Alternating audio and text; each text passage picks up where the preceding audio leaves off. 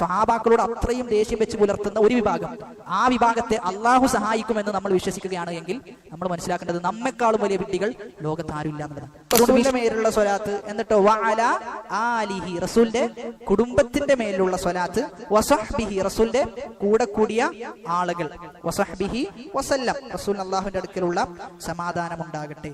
ഇവിടെ വഅല ആലിഹി എന്ന് പറഞ്ഞിട്ട് ചില വിഭാഗം എന്ത് ചെയ്യും, അവിടെ നിർത്തും, അതിന്റെ അപ്പുറം ചെയ്യൂല, പറയില്ല. അവരാരായിരിക്കും?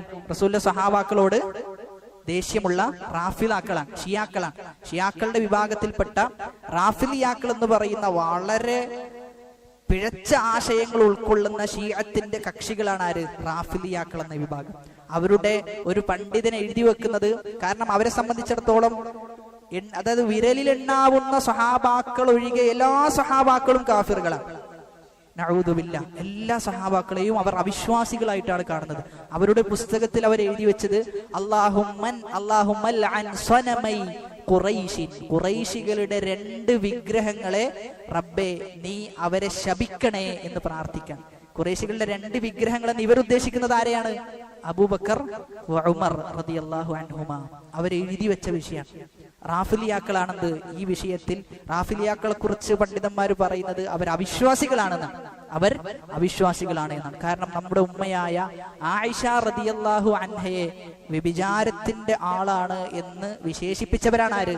ഈ റാഫിലിയാക്കൾ. അതുകൊണ്ട് നമ്മൾ മനസ്സിലാക്കേണ്ടത്, ഷിയാക്കളുടെ ഒളി അജണ്ടകൾ നമ്മൾ എന്ത് ചെയ്യണം?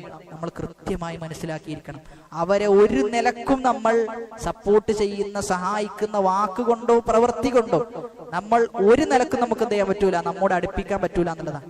കാരണം സ്വഹാബാക്കളോട് അത്രയും ദേഷ്യം വെച്ച് പുലർത്തുന്ന ഒരു വിഭാഗം, ആ വിഭാഗത്തെ അള്ളാഹു സഹായിക്കുമെന്ന് നമ്മൾ വിശ്വസിക്കുകയാണ് എങ്കിൽ നമ്മൾ മനസ്സിലാക്കേണ്ടത് നമ്മെക്കാളും വലിയ വിഡ്ഢികൾ ലോകത്ത് ആരുമില്ല എന്നുള്ളതാണ്. അതുകൊണ്ട് വിശ്വാസത്തിനാണെന്ത് അതീവ പ്രാധാന്യം. ആ വിശ്വാസം മലീമസമായി കഴിഞ്ഞാൽ പിന്നെ എന്ത് നല്ല പ്രവൃത്തി ചെയ്തു കഴിഞ്ഞാലും ആ പ്രവർത്തനത്തിന്റെ പിന്നിൽ കൃത്യമായ പദ്ധതികൾ ഉണ്ടാകും. അപ്പൊ ആ പദ്ധതികൾ നമ്മൾ എന്ത് ചെയ്യണം? തിരിച്ചറിയണം.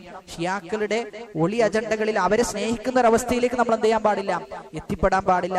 ചില രാഷ്ട്രീയ പശ്ചാത്തലത്തിലൊക്കെ മീഡിയകൾ ഷിയാക്കളെ കുറിച്ച് ഛർദ്ദിക്കുമ്പോൾ അത് അതേപടി നമ്മൾ എന്ത് ചെയ്യരുത്?